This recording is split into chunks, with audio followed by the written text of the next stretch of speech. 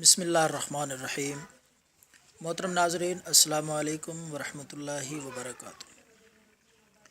پہلے کی طرح آج بھی آپ کے لیے بہترین سادہ سا نسخہ اپلوڈ کر رہے ہیں۔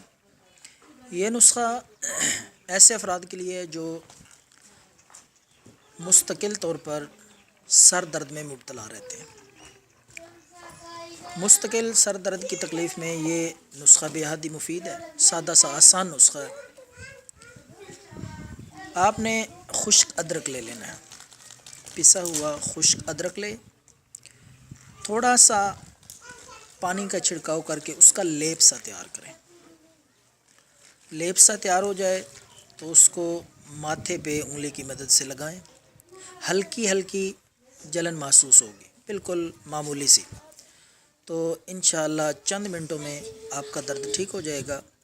اور یہ نسخہ 2-3 دن استعمال کر لیں، انشاءاللہ مستقل سر درد کے مریضوں کے لیے بے حد ہی مفید نسخہ ہے۔ خود بھی استعمال کریں، دوسروں سے شیئر کریں۔ اللہ حافظ۔